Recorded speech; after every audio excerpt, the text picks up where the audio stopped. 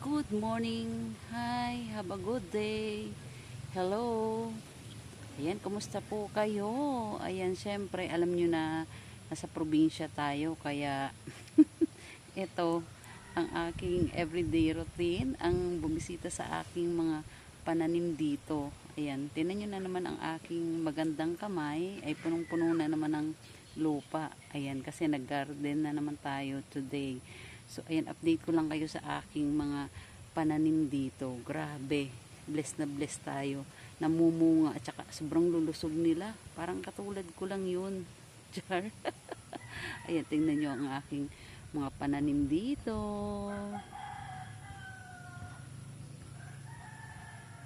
Tingnan nyo mga pananim ko dito. Hello, have a nice day everyone.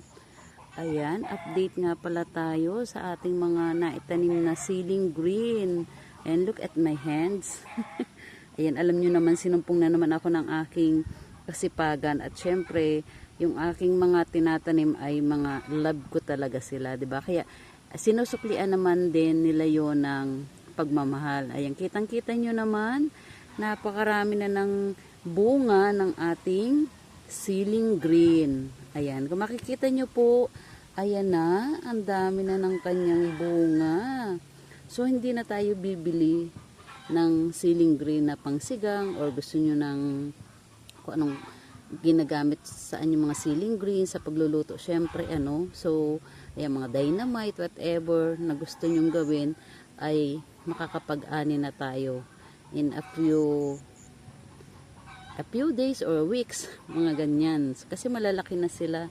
So, ayan, every 2 days or every day kapag hindi ako busy ay talagang lagi ako nandito sa aking taniman. Kung makikita nyo, ay ayan pa yung mga sili na green.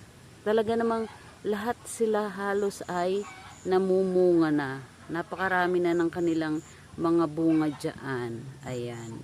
At kung mapapansin nyo, merong, ayan, naglipat din ako ng papaya. Ayan, meron kasi akong pinalan na papaya. Tapos, ang ginagawa ko pag luluwas ako Manila, nagtatanim ako. Tapos pagbalik ko, mga buhay na sila, naipala natin. So, ayan ngayon, inilipat natin to. Ayan, ang ating papaya. So, maraming puno yan. At ayan na nga ang ating mga siling green, napakarami na ng bunga. Ayan, napansin nyo yung sa dulong-dulo din, napakarami rin ng bunga nun. Kaya napakarami na ng ating siling green dito. Yan, oh. Diba, napakarami na ng bunga ng ating siling green.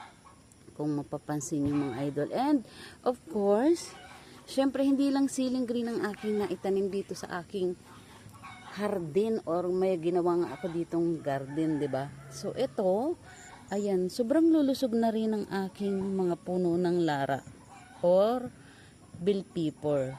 Ayan. So ayan sila. Ang lalaki na at saka alam mo, nakakatuwa.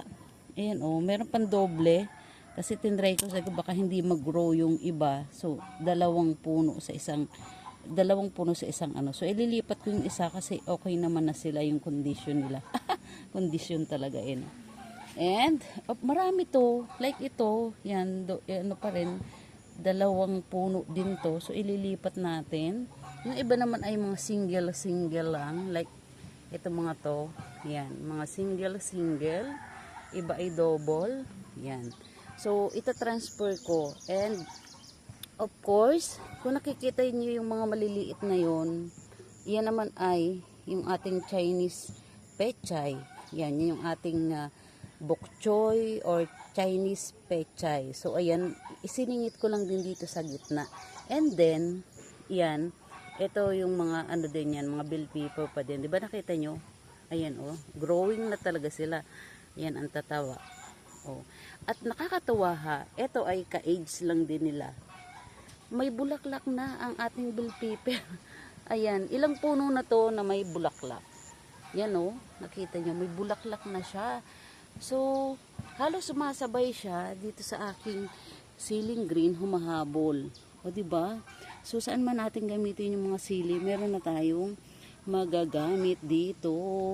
Ayan. So, ayan oh, di ba, namumulaklak na. Eto din, mga ibang ano niya, namumulaklak na rin.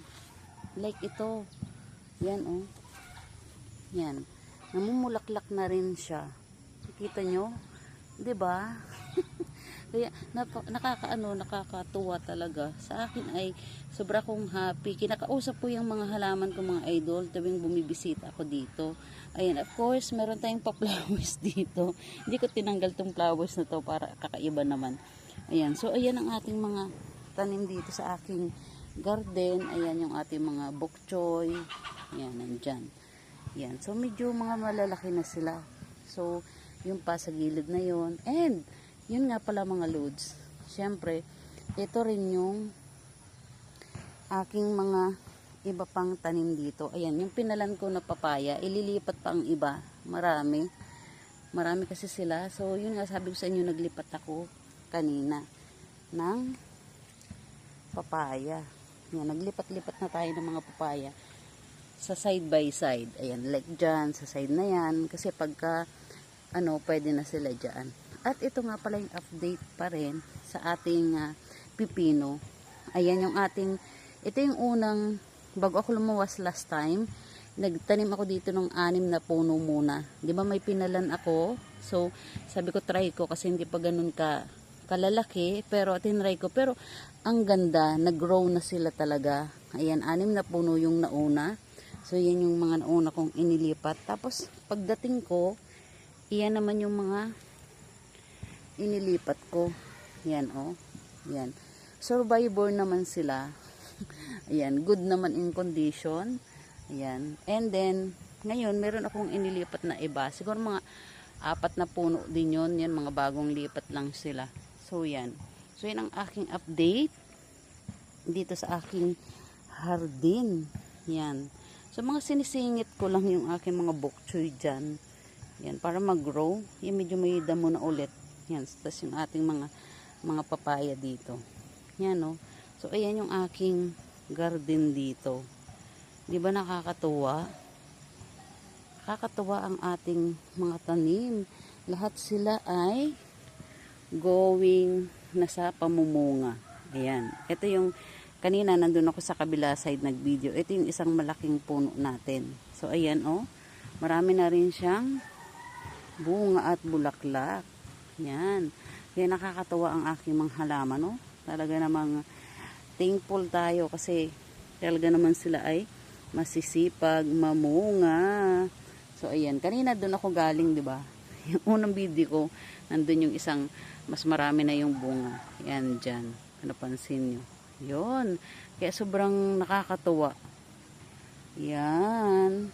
Nakakatuwa ang ating mga halaman dito. Thank you for watching always and God bless. Ayan. Ang ating napakaganda na ng ating sili green. Panigang yan, oh. May mga bunga na siya.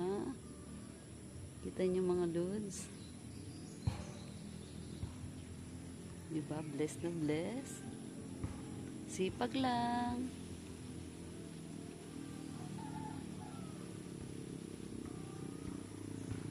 Yan ang ating mga tanim dito. Yan, ang ating mga sili, lara, or bell pepper.